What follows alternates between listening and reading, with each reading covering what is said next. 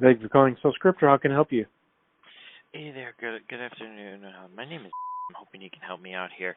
I'm looking to get over to the person who makes decisions regarding payroll software, please. Yeah, that's me. Okay, and I'm sorry, sir. What was your name? This is Michael Helper. Hey, yeah. Good morning here, Michael. How are you doing? Good. How are you? I'm doing pretty well. Happy tomorrow's the 4th, that's for sure. So, Yeah. well, yeah. Well, hey, Michael. Reason for my call was more or less wanted to introduce you to. If you don't mind me asking though, Michael, how are you guys currently handling your payroll? We outsource. You guys are outsourcing? Okay. And then, if you don't mind me asking here too, Michael, how many employees are they helping you out with? Uh, I'd rather not share that information. Okay, hey, totally understand here, Michael. Typically, like with our software, though, it works best with companies that have about 40 or more employees. I guess would just to make sure I'm not like wasting your time or anyone else's here. I guess would you guys say you guys fall in that category? No. No. Okay. Sounds good, Michael. Well, I appreciate you hopping on the phone here, and I hope you have a great 4th of July. Okay. All right. Take care. Thank you. Bye bye. Bye. All right, while that seems like a pretty short and not too relevant cold call example, there's actually some really great stuff to reflect on in that call. First, let's talk about what he did well. I think this salesperson did a good job of pre-qualifying me. He did that by asking a couple questions, and then he determined that it doesn't make sense to talk. Real quick, I refer to pre-qualifying as just softly qualifying the prospect to determine if it even makes sense to talk. Remember, the goal of a cold call is not to sell the product, is to sell the conversation. So if it doesn't even make sense to talk, let the prospect go and move on to find better prospects. So I think he did a really good job of that. Let's talk about what he could have done better. I think there was some room for improvement in how he opened the call. First of all, I'm the person that answered the call. He thought that the call was going to a gatekeeper, and let me read exactly what he said because I made a note. He said to the gatekeeper, or who he thought was the gatekeeper, "Can you help me get over to the person that makes decisions regarding payroll software, please?" Now, when you face gatekeepers, the gatekeeper is tasked with, in most cases, with getting rid of salespeople. So if they determine you're a salesperson, their level of resistance and objections and screening goes up tremendously, and they will do everything they can to get rid of you, primarily because they stand to get in trouble if they let you in. So what I recommend you do is to do everything you can to not sound like a salesperson trying to sell something. It doesn't mean you have to lie or mislead. It's just try to avoid saying stuff that just puts a red flag and neon sign above you that says, I'm a salesperson trying to sell something. Now, when you say, can I get to the person making decisions regarding payroll software, please? That is exactly what a salesperson that sells something regarding payroll software or that sells payroll software would say. And so the gatekeeper will get extremely guarded when you say that. He could have just minorly modified what he said there. Now, my recommendation would be for you to research the company online, on the company's website, on LinkedIn, and find the name of the people that you need to connect with. But let's say that you don't have the name. Well, instead of saying the person that basically purchases payroll software so I can sell to that person, which is what this guy said, just modify it to say, yeah, I'm trying to connect with the director of finance or the payroll manager or the CFO.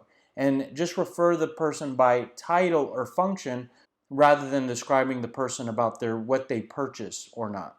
All right, and a minor critique on the opening. Again, I want you to not sound like a salesperson trying to sell something. And I think that there's a way that salespeople communicate where they say, how are you doing today? And this guy says, happy that tomorrow's the 4th. I think that is just kind of cheesy salesperson trying to manufacture a rapport with the prospect. I think that you can be completely respectful, professional, and nice at the same time by just saying, hey, have I caught you in the middle of anything? And replace the how are you doing and happy that it's Friday or happy Monday or sorry, whatever with that, and don't try to manufacture a rapport, just a minor critique. The other thing is that this guy says that the purpose of his call is to introduce his company to the prospect. Now, That is the most uninviting or unappealing purpose of a call. And the reason why is because everything that you say should factor in the other person's interest. Meaning, if you're talking about the purpose of the call, describe the purpose of the call in a way that it's appealing to the other person. And the way to know whether or not the purpose is appealing is to stop and think about the other person's interest. Now, before talking about the prospect's interest, let's talk about the salesperson's interest. The salesperson's interest is to sell their product. And in order to sell their product, they have to make the prospect aware of their product and their company. And in order to make the prospect aware of their product and company, they have to introduce their product and company to the prospect. So when the salesperson says, the purpose of my call is to introduce my company to you, everything around that is aligned with the salesperson's interest. Well, the prospect does not share those same interests. The prospect does not care about the salesperson selling their product. The prospect does not care about the salesperson's company or product. So why would you say that as the purpose of the call? Why not say the purpose of the call that aligns more with the prospect's interests? So what does the prospect care about? The prospect cares about making more money for their company and for themselves. The prospect cares more about their job being easier and less stressful, those types of things. And most likely the product that you sell delivers some sort of value that will help the prospect achieve those things. Find out how your product helps the buyer and then express that as the purpose of the call.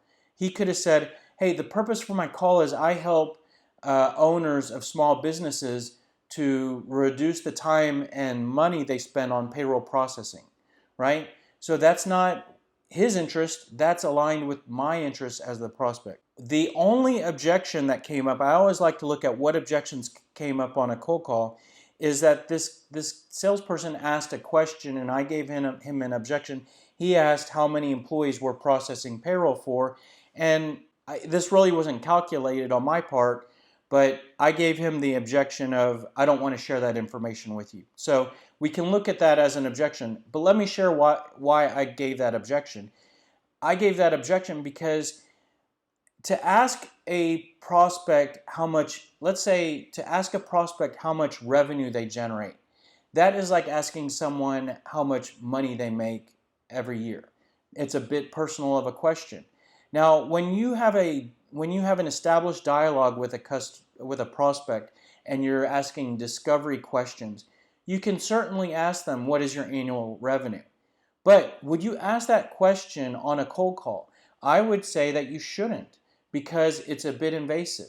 You want to basically kind of, let's warm up and establish a conversation, a relationship before I ask you very personal questions, like how much money you make. So the question of how many employees you have is correlated with how much money your company makes. And as to a business owner, that's correlated with how much money you make.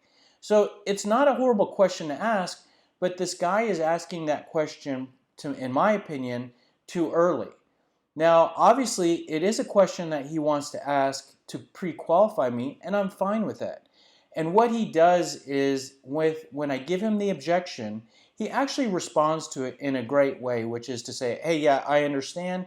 Let me just ask you real quick, are you above or below this? And while that number, getting to a range, kind of gets to the same level of personal information, it's a little less invasive. So he does a really good job there, and I give him the information he needs, and he's able to disqualify me. So that was good. But that's an important thing to talk about, because while you might not need to know how many employees someone has or that ask that same question, a good example that converts over to is oftentimes you want to ask the prospect if they have enough money to spend for your product.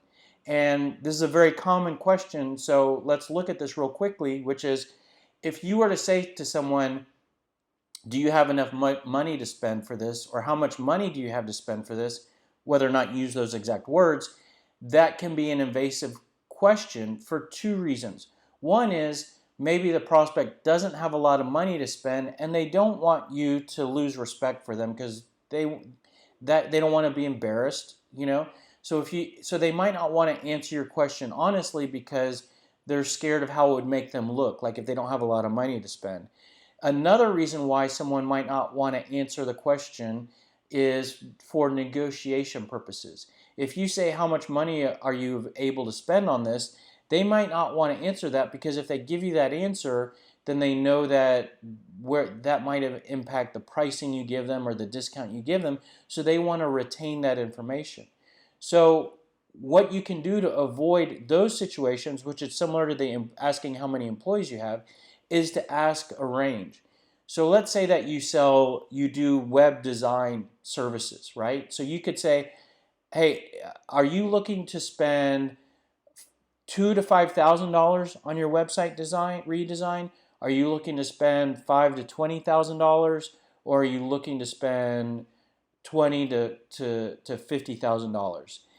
I'm not saying how much the web design that we need to do for your website costs, but if I can understand what range you're in, that can help me identify what you need, or maybe if we're the right provider for you.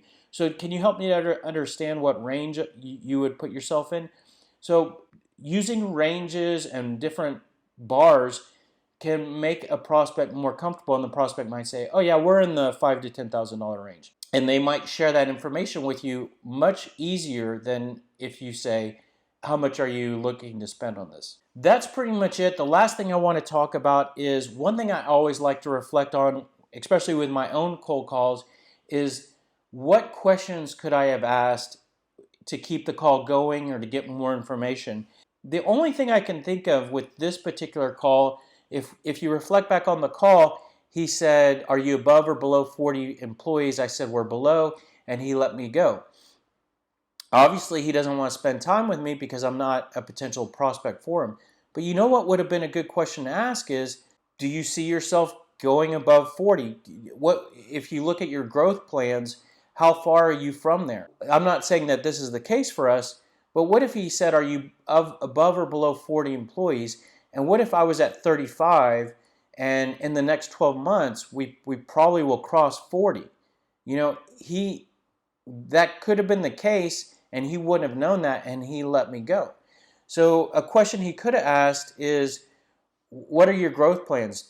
When do you see yourself crossing 40? 40 employees? Do you see that? Is that in the next 5 years? And based on my answer, that could have impacted his follow-up to us, or maybe he would have determined he never needs to follow up with us. But what we described there maybe would have led him to adding us to an email drip system or a follow-up call. So just an example there of thinking about what question could I have asked to either keep the call going or to get more information. Anyways, I hope that cold call example and the analysis helps give you ideas of how to improve your cold call. Look for other cold call examples and analysis on our YouTube channel and on our podcast. Thanks. Have a great day.